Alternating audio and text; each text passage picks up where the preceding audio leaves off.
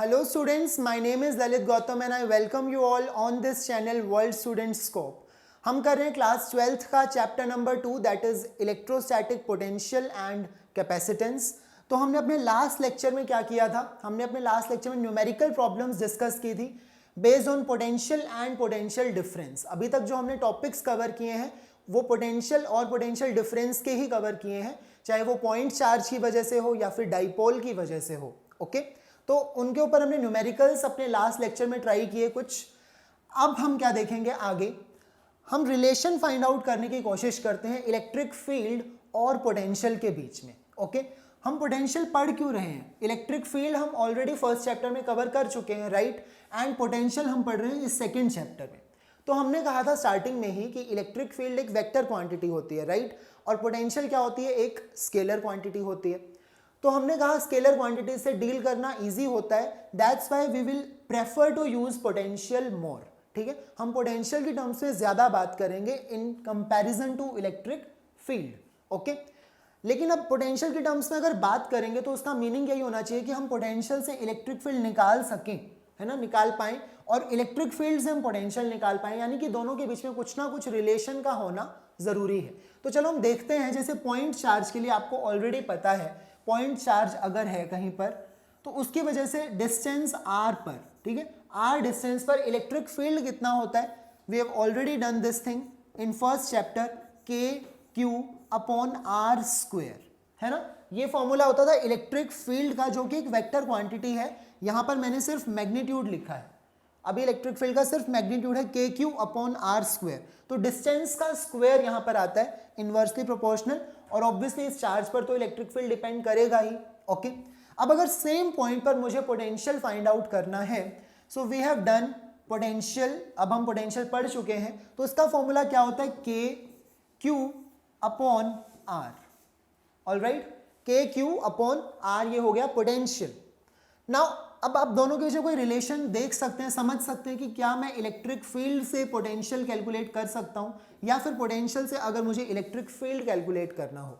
काफी सिमिलर है ये. यहां पर 1/r की डिपेंडेंस है और यहां पर 1/r स्क्वायर की डिपेंडेंस है, राइट. तो अगर आप थोड़ा सा इसको सोचेंगे, ठीक है, अभी हम नेक्स्ट डाइपोल के बारे में भी देखेंगे, ठीक है. सो अगर हम थोड़ा सा सोचें तो यहां पर क्या चीज है? 1/r को अगर हम डिफरेंशिएट करें, देखिए d/dr, ठीक है, डिफरेंशिएट करना है किस फंक्शन को? 1/r को. तो r हमारा वेरिएबल है, उसे हमने डिफरेंशिएट करना है 1/r, यानी कि मैं क्या लिख सकता हूं इसे? r की पावर -1. क्या लिख सकते हैं? r की पावर में हम लगा देंगे -1, ठीक है. 1/r का मीनिंग यही होता है. तो अगर मैं इसे डिफरेंशिएट करूं, डिफरेंशिएट कैसे करते हैं? पावर जो भी है उसे आगे ले आएंगे और उसकी एक पावर कम कर देंगे, राइट. सो -1 हम आगे ले आएंगे, और अगर r की पावर एक और कम कर दें तो -2 हो जाएगा. दैट मीन्स डिनोमिनेटर में मैं r स्क्वायर लिख सकता हूं, ठीक है. तो यानी कि 1/r को अगर हम डिफरेंशिएट करें, ये दोनों तो देखो कांस्टेंट है, इसीलिए मैंने यहां पर के क्यू नहीं लिखा. लिखेंगे तो वो कांस्टेंट तो बाहर आ ही जाएंगे, राइट. तो अगर आप देखें तो इस फंक्शन को डिफरेंशिएट करने पर मुझे क्या मिल सकता है? इलेक्ट्रिक फील्ड मिल सकता है. यानी कि पोटेंशियल को डिफरेंशिएट करने पर इलेक्ट्रिक फील्ड हम कैलकुलेट कर सकते हैं समहाउ. अब ये पॉइंट चार्ज के लिए तो देखो वैलिड हो गया, है ना, लेकिन नेगेटिव साइन भी आ रहा है. यहां पर तो नेगेटिव साइन नहीं है, तो मैं क्या लिख सकता हूं? अगर हम देखें तो आई कैन राइट, यहां लिख देते हैं इलेक्ट्रिक फील्ड dv/dr. अगर मैं इस पोटेंशियल वाले फंक्शन को क्या कर दूं? डिफरेंशिएट कर दूं. सो dv/dr. ऑलराइट, तो ये सेम चीज मिल जाएगी के क्यू अपॉन आर स्क्वायर, लेकिन नेगेटिव साइन के साथ. तो नेगेटिव साइन तो हमें नहीं चाहिए, right. So I will put a negative. Extra एक नेगेटिव साइन हमने लगा दिया क्योंकि जब हम इसे डिफरेंशिएट करेंगे तो ऑटोमेटिकली एक माइनस साइन आएगा, एक माइनस हमने लगा दिया. तो इलेक्ट्रिक फील्ड का सही फॉर्मूला जो हमें चाहिए पॉइंट चार्ज के लिए वो हमें मिल जाएगा. क्लियर है? तो यहां पर क्या है, हमने इलेक्ट्रिक फील्ड का भी फॉर्मूला लिखा, पोटेंशियल का भी हमने फॉर्मूला लिखा, और दोनों के बीच में कुछ रिलेशन हमने फाइंड आउट करने की कोशिश की. तो ये रिलेशन हमें कुछ समझ में आया जो कि सही रिलेशन है. हम इसको अल्टीमेटली आज डिराइव करेंगे, ठीक है. अभी हम सिर्फ एक देख रहे हैं, एक बार हमने पॉइंट चार्ज के लिए देखा, अब हम इसी चीज को वेरीफाई करते हैं डाइपोल के लिए, ठीक है. So what is dipole? एक नेगेटिव चार्ज होगा एक पॉजिटिव चार्ज होगा, ऑलराइट। और इसे हम क्या कहते हैं, डाइपोल की एक्सिस। सो डाइपोल की एक्सिस पर ही अगर एक पॉइंट P लोकेटेड है, ठीक है, तो इस पॉइंट पर ये जो पहले तो डिस्टेंस देख लेते हैं, डिस्टेंस कितना है r, डाइपोल के सेंटर से या फिर आप कह सकते हैं ओरिजिन से इस पॉइंट का डिस्टेंस कितना है r, ओके।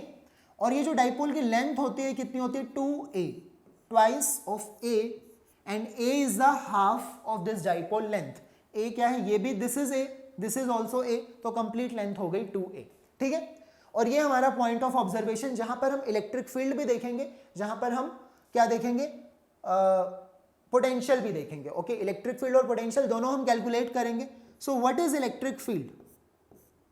इलेक्ट्रिक फील्ड अगर आपको याद होगा, सो यहां पर होता था 2pk, इलेक्ट्रिक फील्ड की बात हो रही है जो हमने फर्स्ट चैप्टर में पढ़ा था, आपने पढ़ा होगा 2pk upon r cube, okay.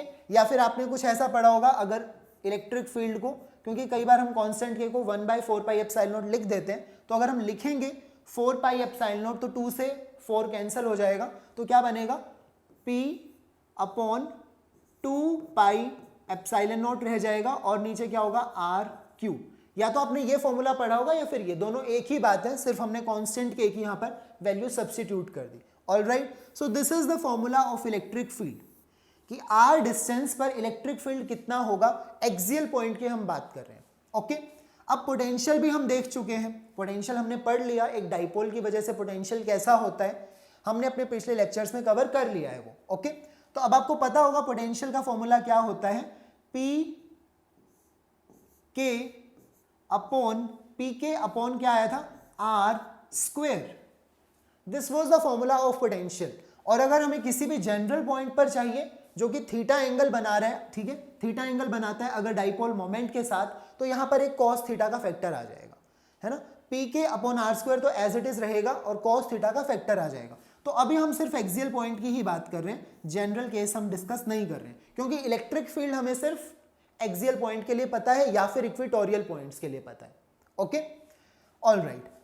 So now if I apply the same logic जो अभी हमने पॉइंट चार्ज के लिए देखा, पॉइंट चार्ज के लिए हमें क्या समझ में आया कि अगर मैं पोटेंशियल वाले फंक्शन को डिफरेंशिएट कर दूं तो इलेक्ट्रिक फील्ड मिल जाएगा, एक नेगेटिव साइन एक्स्ट्रा लगाना पड़ेगा बट इलेक्ट्रिक फील्ड आ जाएगा, राइट। तो अगर मैं यही लॉजिक यहां भी लगाऊं, ये मेरा पोटेंशियल फंक्शन है, इसे मैं डिफरेंशिएट करता हूं, ठीक है, और देखते हैं कि इलेक्ट्रिक फील्ड हमें मिलता है या फिर नहीं मिलता, ठीक है। So let's verify this thing, dv by dr। अब हमें डिफरेंशिएट करना है। सो p is dipole moment and k is your constant, proportionality constant, वो दोनों बाहर आ जाएंगे, ठीक है। तो डिफरेंशिएट किसे करेंगे फिर हम, d बाई डी आर किसका होगा, डिफरेंशिएशन होगा r स्क्वायर, लेकिन वो ऊपर आएगा तो क्या बन जाएगा, r की पावर -2, ठीक है। तो अब इसे डिफरेंशिएट करना है, ऑब्वियसली -2 जो पावर है वो आगे आ जाएगी, एक पावर हम कम कर देंगे, right. So it will become, now I am writing it here only. So जब हमने डिफरेंशिएट किया, यहां लिख देता हूं मैं d by D R of r to the power -2 क्या होगा, पावर आगे आ जाएगी -2 और एक पावर हम कम कर देंगे यानी कि r की पावर -3, जिसे नीचे लिखेंगे तो r क्यूब हम लिख सकते हैं, राइट। सो -2 upon r cube, -2 upon r cube. और अगर देखिए सेम रिजल्ट हमें मिल गया, this is 2pk upon r cube, वो भी नेगेटिव साइन के साथ। So again I can say कि ये जो इलेक्ट्रिक फील्ड है इसे मैं कैसे कैलकुलेट कर सकता हूं, नेगेटिव, ओके, नेगेटिव साइन लगाना पड़ेगा और पोटेंशियल को क्या कर देंगे, डिफरेंशिएट कर देंगे। किसके विद रिस्पेक्ट टू डिफरेंशिएट करेंगे, टाइम के विद रिस्पेक्ट टू नहीं, हमें आर के विद रिस्पेक्ट टू डिफरेंशिएट करना है, पोजीशन। आर बेसिकली क्या है, पोजीशन है ना इस पॉइंट की, पॉइंट ऑफ ऑब्जर्वेशन की, ठीक है। सो ये हमें करना पड़ेगा, नेगेटिव साइन और पोटेंशियल को क्या कर दो, differentiate with respect to R. अच्छा, इस डिफरेंशिएशन को हम क्या कहते हैं, ग्रेडियंट भी कहते हैं। क्या कहते हैं, ग्रेडियंट।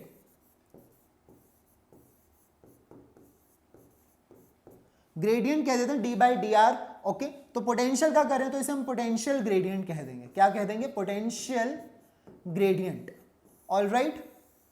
जब हम पोटेंशियल को डिफरेंशिएट करें, ग्रेडियंट का मीनिंग कुछ भी नहीं है, हमें पोटेंशियल को क्या करना है, डिफरेंशिएट करना है विद रिस्पेक्ट टू स्पेस, यानी कि स्पेस मतलब इस पोजीशन के विद रिस्पेक्ट टू पॉइंट की पोजीशन के विद रिस्पेक्ट टू हमें इसे डिफरेंशिएट करना है।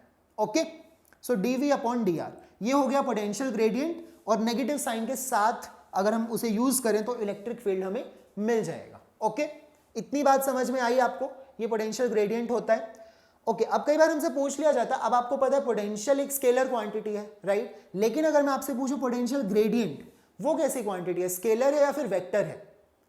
So your answer can not be scalar. Potential देखकर हम स्केलर नहीं बोलेंगे, हम पोटेंशियल ग्रेडियंट के बारे में पूछ रहे हैं। तो आप ये देखिए पोटेंशियल ग्रेडियंट जो है वो हमें क्या दे रहा है, इलेक्ट्रिक फील्ड, और इलेक्ट्रिक फील्ड कैसी क्वांटिटी है, वेक्टर क्वांटिटी है। So your answer will be, ये कैसी क्वांटिटी है, ये एक वेक्टर क्वांटिटी है, ये एक वेक्टर क्वांटिटी है।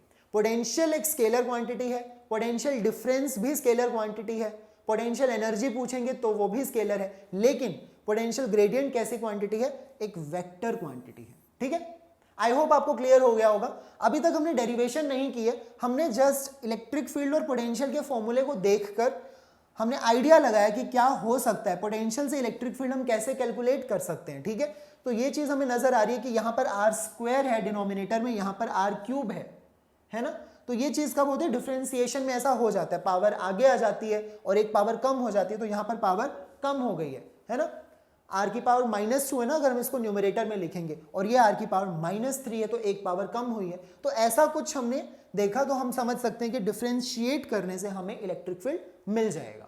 ऑलराइट, सो ये तो हुआ, अभी तक हमने जस्ट वेरीफाई किया। So is there any relation between electric field and potential? अब अगर ये क्वेश्चन है तो ऑब्वियसली हमारा आंसर क्या होगा, yes, definitely there is a relation between electric field and potential, है ना। ऐसा कोइंसिडेंटली तो ऐसा नहीं हो सकता कि पॉइंट चार्ज के लिए भी हमने जो रिलेशन मिला, electric field is negative of potential gradient, वो वेरीफाई हो रहा है, और डाइपोल के लिए भी जब हमने इसे अप्लाई किया सो सेम वो वेरीफाई हो रहा है, राइट। तो ऐसा कोइंसिडेंटली नहीं होगा, obviously there is a relation between electric field and potential, और इसीलिए हम पढ़ रहे हैं क्योंकि इलेक्ट्रिक फील्ड कैलकुलेट करना देखो थोड़ा डिफिकल्ट होता है, वेक्टर क्वांटिटी है, लेकिन पोटेंशियल आसानी से निकल जाएगा। तो पोटेंशियल और इलेक्ट्रिक फील्ड के बीच में रिलेशन भी होना चाहिए, ताकि पोटेंशियल जब मिल गया तो उसके बाद हम वापस इलेक्ट्रिक फील्ड पता कर सकें। Okay, so now we will see derivation. अब ये जो है डेरिवेशन, जैसे पूछा जाता है बोर्ड एग्जाम्स में कि डिराइव करो इलेक्ट्रिक फील्ड और पोटेंशियल के बीच में रिलेशन। ओके, तो वो हमें इस तरह से करना होगा, computing electric field from electric potential. अब हम क्या करेंगे, इलेक्ट्रिक फील्ड कैलकुलेट करेंगे, कंप्यूट करेंगे फ्रॉम इलेक्ट्रिक पोटेंशियल। ऑलराइट, सो हम देखते हैं एक पॉइंट चार्ज के लिए। Now let's say this is a point charge plus Q, ये कहीं पर भी लोकेटेड है। अब इससे हम क्या करेंगे, एक पॉइंट पर देखेंगे पोटेंशियल। अब हमें पता है इसके रीजन में क्या होगा, इलेक्ट्रिक फील्ड होगा इसके आसपास वाले रीजन में, और हर एक पॉइंट पर कुछ ना कुछ पोटेंशियल भी है, जो हमें ऑलरेडी पता है कि कितना होता है एक पॉइंट चार्ज की वजह से। Now let's consider in this region 2 points, एक पॉइंट हो गया ये ए, एक दूसरा पॉइंट हो गया ये बी।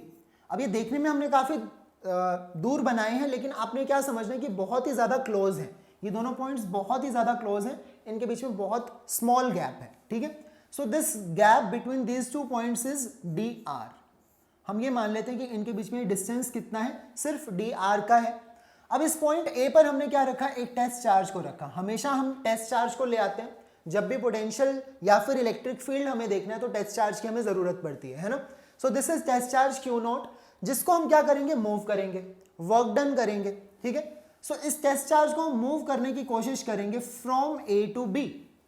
ओके, ए से लेकर बी तक हमें उसे मूव करना है, यानी कि डी आर उसकी डिस्प्लेसमेंट हो जाएगी।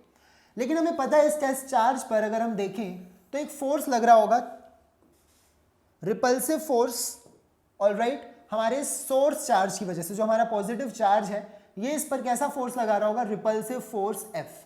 ठीक है, लेकिन हमने क्या करना है, अब वर्क डन तो हम करेंगे ना इस फोर्स के अगेंस्ट। ये फोर्स तो इसको कभी भी अपने पास आने नहीं देगा, लेकिन हम एक इक्वल फोर्स यहां पर लगाकर रखेंगे, एफ एक्सटर्नल। ठीक है, हम एक इक्वल अमाउंट ऑफ फोर्स लगा देंगे जितना रिपल्सिव फोर्स उसके ऊपर एक्ट कर रहा है। ठीक है, तो अब हम देखते हैं कितना रिपल्सिव फोर्स उसके ऊपर एक्ट कर रहा है। अब ये आपको पता है, यू ऑलरेडी नो कि अगर ये पॉइंट चार्ज है, ठीक है, और इसके आसपास अपना कुछ ना कुछ इलेक्ट्रिक फील्ड तो होगा ही। सो लेट्स से अब हम मान लेते हैं कि पॉइंट ए पर जो है इलेक्ट्रिक फील्ड हम यहां लिख लेते हैं electric field at A and B. अब देखो ए एंड बी मैंने दोनों लिख दिए, क्योंकि मैंने क्या कहा, ये दोनों पॉइंट्स बहुत ही ज्यादा क्लोज है, ठीक है। वैसे भी इलेक्ट्रिक फील्ड में आर स्क्वायर की डिपेंडेंस होती है, डिस्टेंस का स्क्वायर होता है ना, तो इतना ज्यादा फर्क नहीं पड़ेगा, दोनों ही पॉइंट्स बहुत क्लोज हैं, तो इलेक्ट्रिक फील्ड ऑलमोस्ट सेम होगा। यहां पर हम अप्रोक्सीमेशन मान रहे हैं कि सेम होगा, ठीक है। क्या चीज, इलेक्ट्रिक फील्ड यहां पर इन दोनों पॉइंट्स पर ऑलमोस्ट सेम रहेगा। अब वो कितना होना चाहिए, इलेक्ट्रिक फील्ड होना चाहिए, ये जो डिस्टेंस है हम कंसीडर करेंगे टोटल कितना डिस्टेंस है, आर। हमारे पॉइंट चार्ज से कितना डिस्टेंस है, आर डिस्टेंस पर है, और पॉइंट ए को देखें तो कितना है, आर प्लस डी आर, लेकिन वो लगभग सेम ही है, ठीक है, इतने से कोई फर्क नहीं पड़ेगा। सो हम क्या लिख सकते हैं, के क्यू अपॉन आर स्क्वायर, ये होता है इलेक्ट्रिक फील्ड जो हम ऑलरेडी जानते हैं, और हमने ये मान लिया है कि इलेक्ट्रिक फील्ड लगभग सेम है। ये दोनों पॉइंट्स इतने क्लोज हैं कि यहां पर सब जगह पर इलेक्ट्रिक फील्ड कैसा है, सेम है। ए और बी के बीच में हर पॉइंट पर इलेक्ट्रिक फील्ड सेम इतना ही है, K Q by R square. This is our assumption, ये हमने अज्यूम किया है, ओके। अब अगर इलेक्ट्रिक फील्ड आपको पता है तो हम फोर्स लिख सकते हैं, कितना फोर्स इस टेस्ट चार्ज के ऊपर लग रहा होगा, रिपल्सिव फोर्स कितना होगा, चार्ज को हमें मल्टीप्लाई कर देना होता है इलेक्ट्रिक फील्ड से, यानी कि Q naught E, okay. So this is the repulsive force जो ये टेस्ट चार्ज फेस करेगा, लेकिन हम क्या करेंगे, इस फोर्स को कंपेंसेट करेंगे अपना एक्सटर्नल फोर्स लगाकर। So what should be F external, external force कितना होना चाहिए, वो इसके बिल्कुल ऑपोजिट है, क्यू नॉट ई। अगर इस डायरेक्शन में फोर्स लग रहा है तो हम कितना लगाएंगे, minus Q naught E, right. So ये है फोर्स जो हमने लगाया है, एक्सटर्नल एजेंट ने टेस्ट चार्ज के ऊपर लगा दिया। वो नेगेटिव साइन क्यों है, क्योंकि ऑपोजिट डायरेक्शन में ये फोर्स लग रहा है, ठीक है। सो अब एक्सटर्नल एजेंट ने कितना वर्क डन किया, यही हमें देखना होता है ना, कितना वर्क डन एक्सटर्नल एजेंट करेगा। So work done by external agent, इसकी हम बात करेंगे, work done by external agent. So वो वर्क डन कितना होना चाहिए, फोर्स, जितना फोर्स उसने लगाया इनटू डिस्प्लेसमेंट, कितनी डिस्प्लेसमेंट हुई है, डी आर, राइट, बहुत ही स्मॉल सी डिस्प्लेसमेंट हुई है। So our formula will be F external multiply हो जाएगा डी आर से, फोर्स मल्टीप्लाइड बाय डिस्प्लेसमेंट, दोनों सेम डायरेक्शन में हुए, देखो डिस्प्लेस भी वो यही हुआ है और एक्सटर्नल फोर्स भी इसी डायरेक्शन में लगा है, तो हमें कोई भी ऐसे डॉट प्रोडक्ट करने की जरूरत नहीं है, सेम डायरेक्शन में है, ठीक है।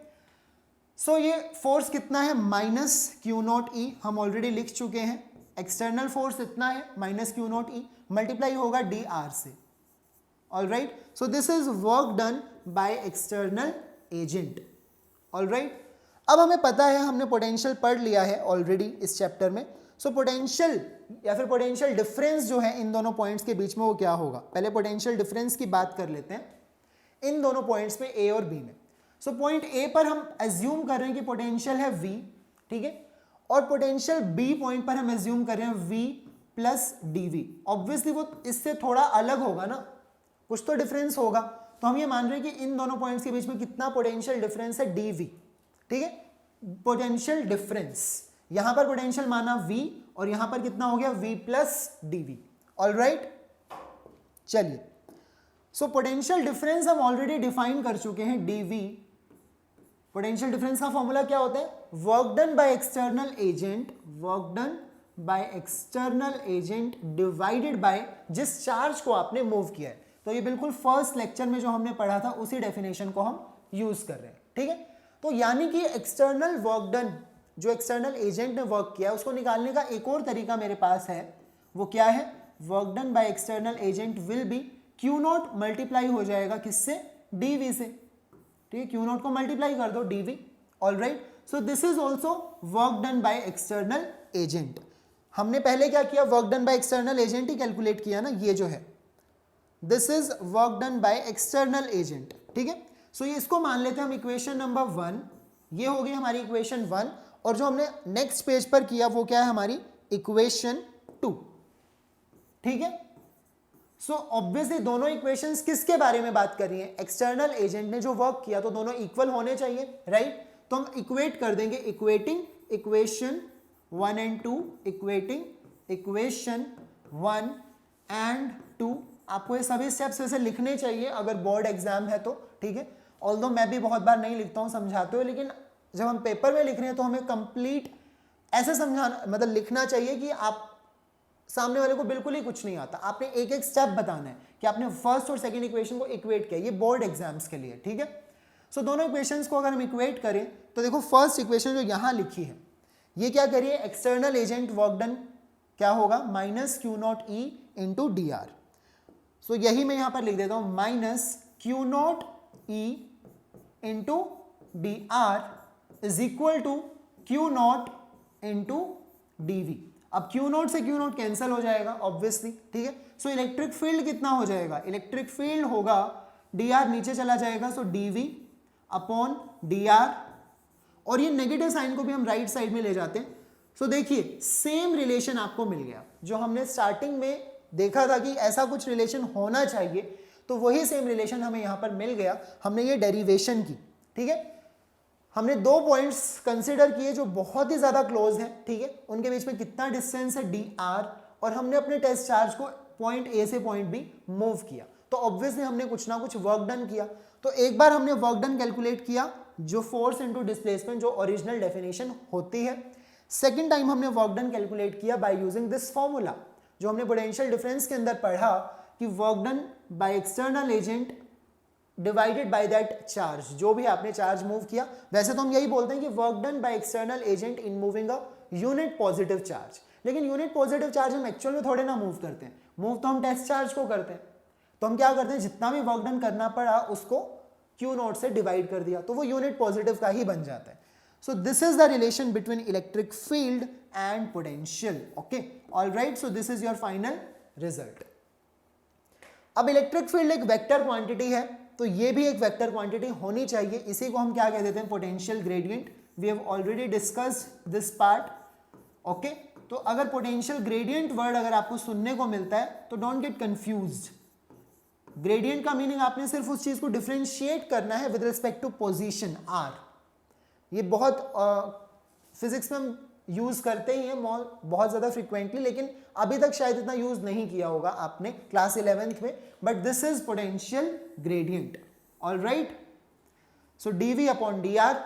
अब जब हम रिलेशन बताना है, अब ये तो फॉर्मूला हो गया हमारे पास, ठीक है। अब मुझे ये रिलेशन समझाना है किसी को, तो मैं क्या कहूंगा कि electric field is equal to negative of potential gradient at that point, ठीक है। किसी भी पॉइंट पर मुझे इलेक्ट्रिक फील्ड जानना है तो पहले मुझे अगर उस पॉइंट पर पोटेंशियल पता है कि अच्छा पोटेंशियल है V, तो मैं क्या करूंगा, उसे डिफरेंशिएट कर दूंगा, यानी कि पोटेंशियल ग्रेडियंट निकाल लूंगा उसी पॉइंट पर, ठीक है, और फिर नेगेटिव साइन लगा देंगे, तो मुझे उस पर्टिकुलर पॉइंट पर क्या पता लग जाएगा, इलेक्ट्रिक फील्ड पता लग जाएगा, ठीक है।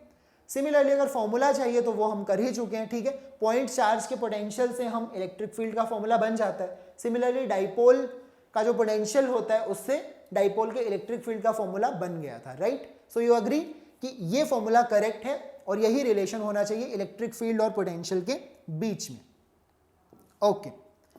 So next is important conclusion जो हम यहां से ड्रॉ कर सकते हैं। First is electric field is in that direction in which the potential decreases and is potential decrease is steepest, okay, इसको मैंने थोड़ा गलत पढ़ा लेकिन अब देख लीजिए, electric field is in that direction. अब ऑब्वियसली देखो इलेक्ट्रिक फील्ड हम यहां पर कैलकुलेट कर रहे हैं, वो एक वेक्टर क्वांटिटी है, तो हमें कुछ तो आइडिया लगना चाहिए ना। पोटेंशियल ग्रेडियंट हम कर रहे हैं, यानी कि rate of change of potential, इसका मीनिंग क्या होता है, डिफरेंशिएशन जब हम करते हैं तो rate of change of one variable with respect to another, यही होता है, ठीक है।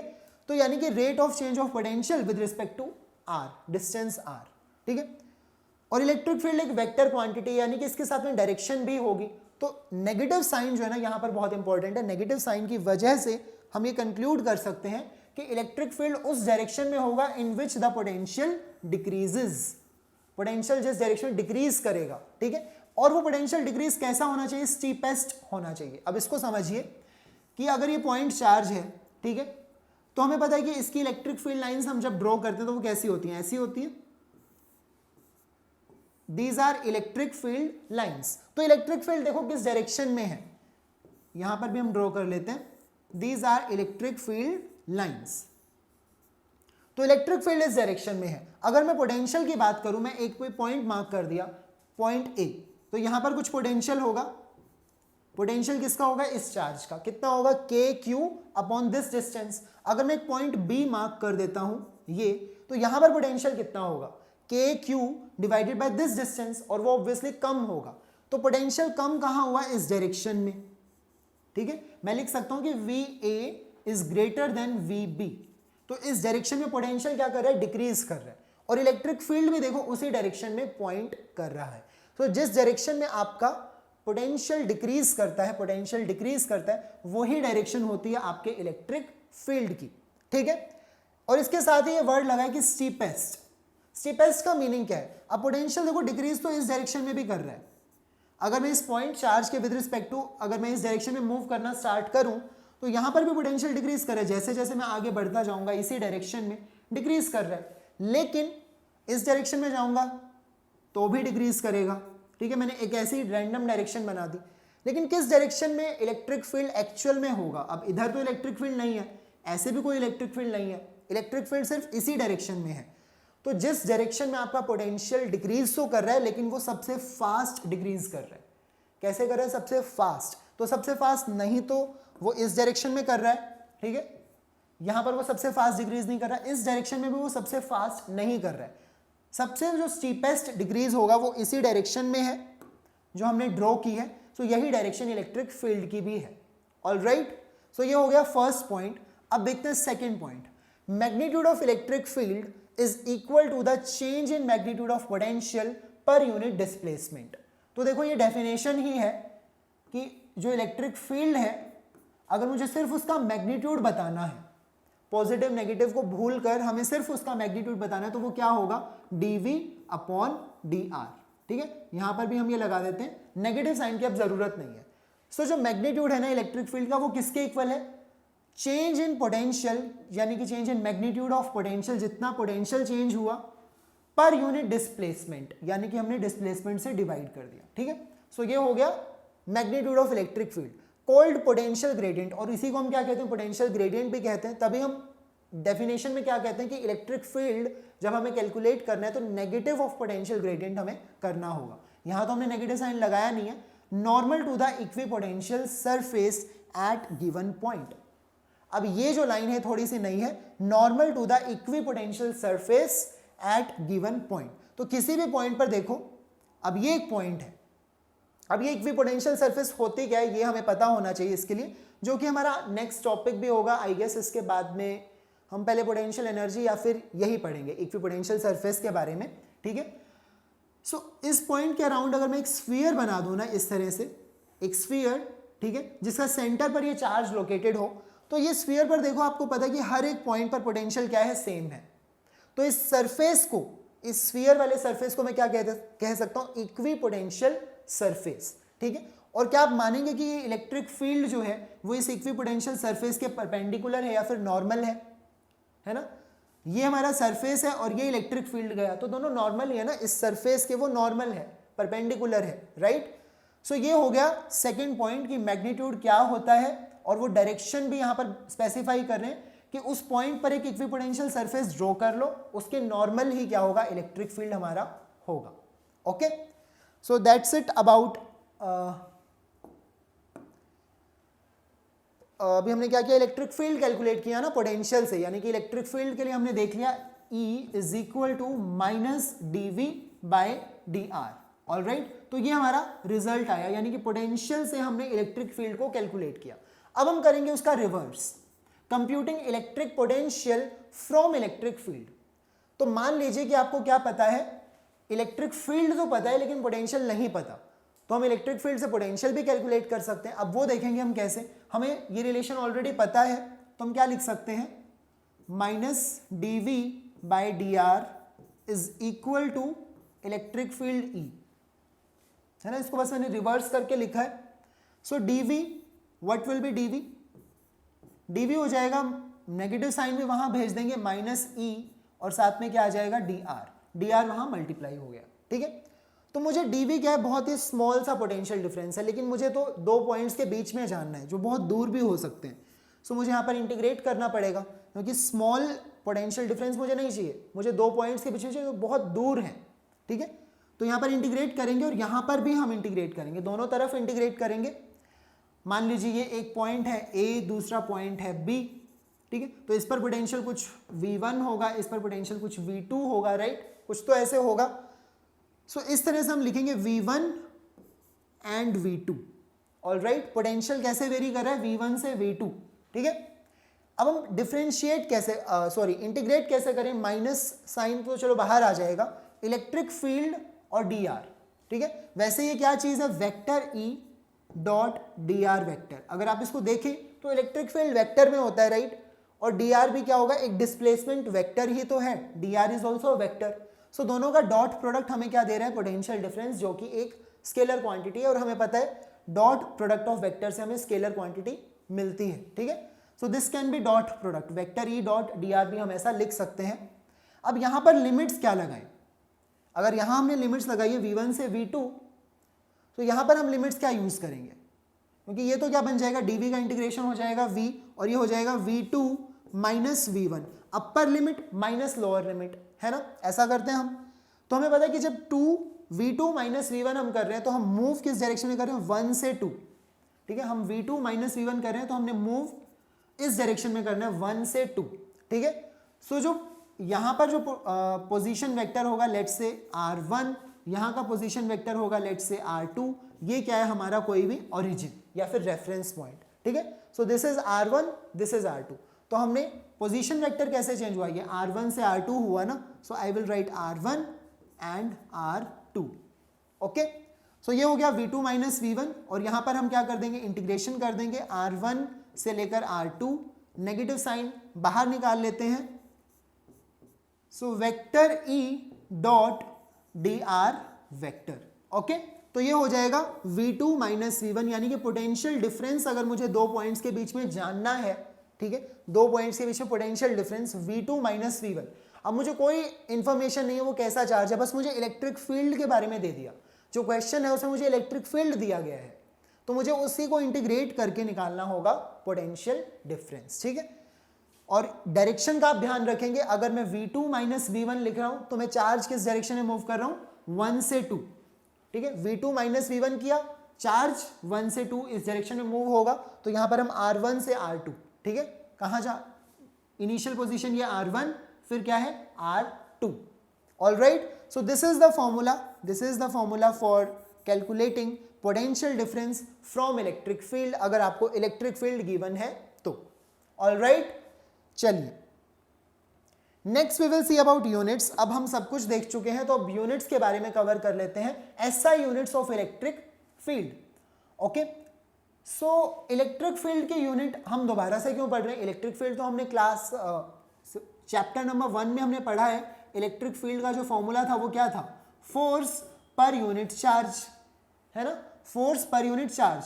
तो इससे यूनिट क्या हो जाती है, यूनिट बनेगी न्यूटन पर कूलम, ये यूनिट हम ऑलरेडी जानते हैं, है ना, this is Newton per coulomb, right. So this is 1 unit of electric field. अगर हम यहां पर देखते हैं इलेक्ट्रिक फील्ड को हमने कैसे कैलकुलेट किया, माइनस dv अपॉन dr, ठीक है, minus dv upon dr। v जो हम पोटेंशियल की बात करें वो क्या है, वोल्ट में है, दिस इज वोल्ट, और ये क्या है, मीटर्स में है। तो ये सेकेंड यूनिट हो गई।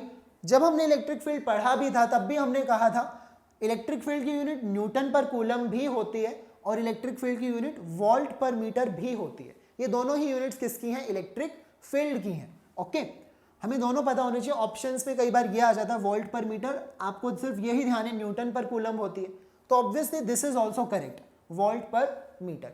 अब हमें ये देखने की क्या ये दोनों यूनिट्स जो हैं वो इक्विवेलेंट हैं, क्या ये दोनों यूनिट्स जो हैं वो इक्विवेलेंट हैं भी या फिर नहीं। तो चलिए यहां से स्टार्ट कर देते हैं, एक यूनिट को उठा लेते हैं और हम देखते हैं कि क्या हम सेकंड यूनिट पर पहुंच पाते हैं, ओके।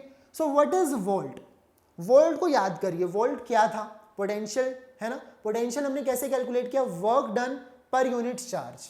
तो मैं लिख सकता हूं ना, वोल्ट इज जूल पर कूलम, ओके, और नीचे मीटर तो ऑलरेडी है, ओके, ठीक है। अब जूल को मैं क्या लिख सकता हूं, इसे हम ऐसे लिख लेते हैं, जूल इज वर्क डन, वो क्या होता है, फोर्स यानी कि न्यूटन इनटू डिस्प्लेसमेंट, तो क्या हो गया न्यूटन मीटर, नीचे क्या हो गया कूलम्ब मीटर, सो मीटर से metre cancel and it comes out to be newton per coulomb. Okay, so volt per metre is same thing जो न्यूटन पर कूलम है, बात एक ही है, सिर्फ उसको लिखने का तरीका अलग है क्योंकि हम ये दो अलग अलग फॉर्मूले कर रहे हैं।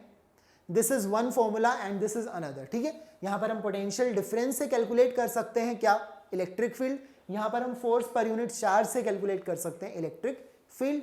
यूनिट आप कुछ भी बोलें उसका मीनिंग एक ही है। Okay, so both are correct और यही यूनिट होगी इलेक्ट्रिक फील्ड की, न्यूटन पर कूलम या फिर वोल्ट पर मीटर।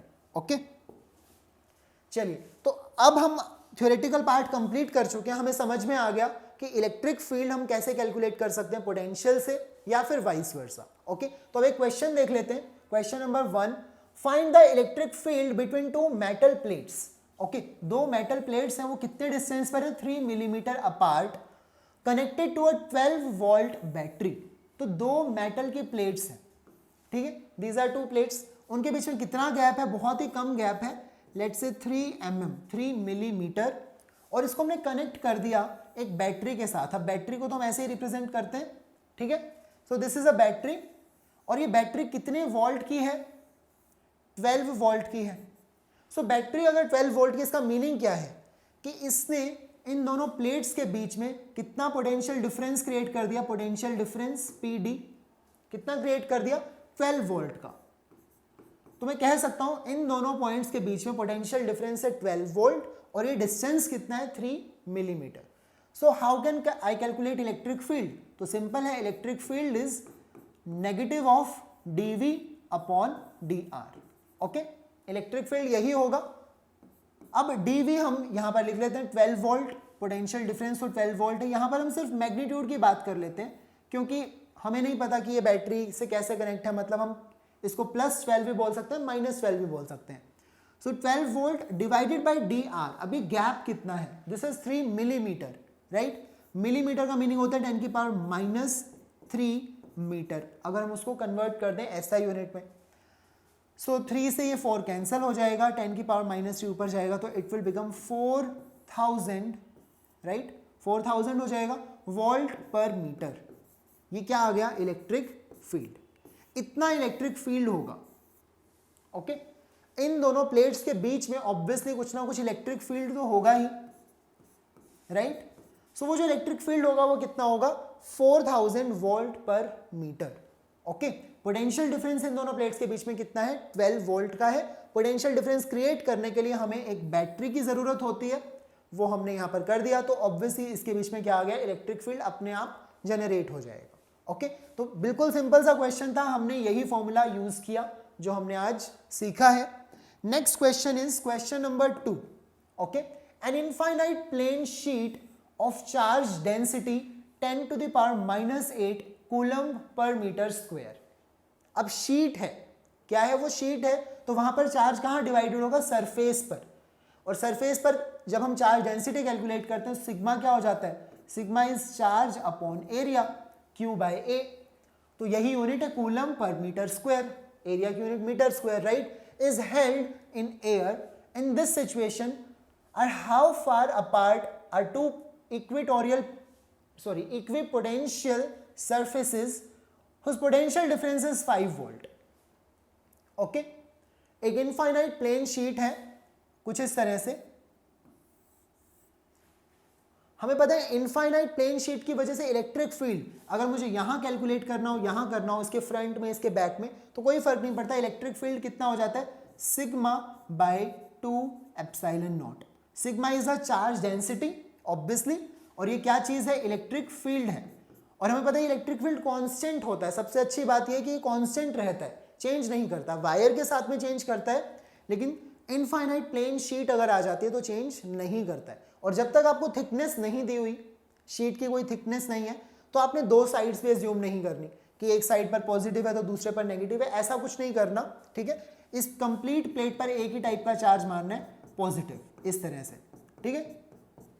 तो ये सिचुएशन है। अब हमसे क्वेश्चन क्या पूछा गया है, in this situation how far apart are two equipotential surfaces.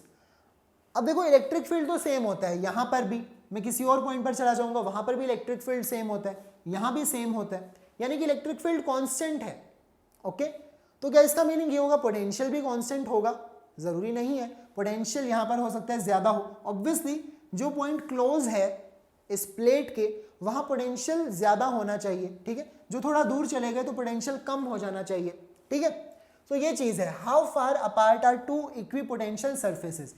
तो यहां पर दो सरफेसेस हमें माननी पड़ेंगी, एक सरफेस मान ली ये, दूसरी सरफेस मान ली ये हमारी मेटल प्लेट है, यहां पर हमने दो अलग अलग सरफेसेस मान ली और ये इक्विपोटेंशियल सरफेस है। इसका मीनिंग ये है, क्योंकि देखो इसका डिस्टेंस हर एक पॉइंट का सेम है ना, तो इस सरफेस पर हर एक पॉइंट पर पोटेंशियल सेम होगा। सिमिलरली यहां वाली सरफेस पर भी पोटेंशियल क्या होगा, हर एक पॉइंट पर सेम होगा, लेकिन दोनों सरफेसेस पर सेम नहीं होगा, वो डिफरेंट होगा। सो इनके बीच में कितना गैप होना चाहिए, ये हमारा क्वेश्चन है। How far apart are two equipotential surfaces whose potential difference कितना हो जाए, 5 वोल्ट का हो जाना चाहिए। पोटेंशियल डिफरेंस इतना हो, डिस्टेंस के बारे में हमसे पूछा है, ठीक है। इलेक्ट्रिक फील्ड हमें ऑलरेडी पता है, इलेक्ट्रिक फील्ड हमें पता है, तो हमारे पास फॉर्मूला क्या है, E is equal to minus dV upon dr। वैसे तो यही फॉर्मूला हम यूज करते हैं, ठीक है। इलेक्ट्रिक फील्ड कितना होता है, सिग्मा बाई 2 एप्सिलॉन नॉट, हमें पता है सिग्मा बाई 2 एप्सिलॉन नॉट में वो यूज कर सकता हूं।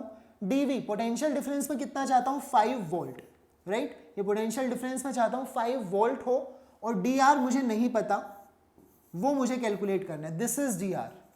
यही हमारा क्वेश्चन है, ठीक है। तो इस तरह से देखो क्वेश्चंस को सॉल्व करना है। नेगेटिव साइन का यहाँ पर कोई रोल नहीं, नेगेटिव साइन हमें क्या बता रहा है, नेगेटिव साइन सिर्फ ये बता रहा है कि इलेक्ट्रिक फील्ड किस डायरेक्शन में होगा। ओके, तो यहाँ हमें इस चीज का कोई रोल नहीं, हमें सिर्फ dr जानना है, थिकनेस क्या होगी, यहाँ से यहाँ, यहाँ से यहाँ, कोई फर्क नहीं पड़ता है ना। सो हमें सिर्फ dr जानना है, नेगेटिव साइन को हम ड्रॉप कर सकते हैं। क्रॉस मल्टीप्लीकेशन करेंगे, सो dr विल बिकम 5, तो ये हो गया, और ये 2 से मल्टीप्लाई हो जाएगा, तो I should write 10। Okay, 5 2 is 10 epsilon not divided by sigma, ठीक है। तो ये हो गया dr। नेक्स्ट देख लेते हैं dr को कैलकुलेट करके, क्योंकि 10 एप्सिलॉन नॉट की वैल्यू क्या होती है, 8.85 into 10 to the power minus 12। All right, नीचे क्या है, सिग्मा यानी कि सरफेस चार्ज डेंसिटी, वो हमें ऑलरेडी गिवन है 10 to the power minus 8 coulomb पर मीटर स्क्वायर, तो बस उसकी वैल्यू यहाँ पर हम यूज कर लेते हैं, 10 to the power minus 8 coulomb पर मीटर स्क्वायर। ओके, सो यहाँ पर कोई नंबर तो है नहीं, बस ये 10 के पावर माइनस 8 ऊपर चला जाएगा, ठीक है। ऊपर जाएगा तो प्लस हो जाएगा -8, ये एक 10 पहले से है, सो 10 के पावर क्या बन जाएगा, 9, तो ये हो जाएगा 8.85 इंटू, देखो 10 की पावर 9 हो गया और -12 ऑलरेडी है, so it will become 8.85 into 10 to the power -3। क्या निकाल रहे हैं हम, dr डिस्टेंस निकाल रहे हैं, तो ये मीटर्स में होगा, और 10 की पावर -3 मीटर कितना होता है, मिलीमीटर होता है, तो I can also write 8.85 millimetre. This can be my answer. Okay, so इस तरह से हम क्वेश्चन को सॉल्व करेंगे। हमें फॉर्मूला यूज करना है, electric field is minus dV by dr। Negative sign की देखो सिग्निफिकेंस यही है कि इलेक्ट्रिक फील्ड किस डायरेक्शन में है। ओके, वो उस डायरेक्शन में जहां पोटेंशियल डिक्रीज कर रहा है, इस चीज को आप वेरीफाई कर सकते हो।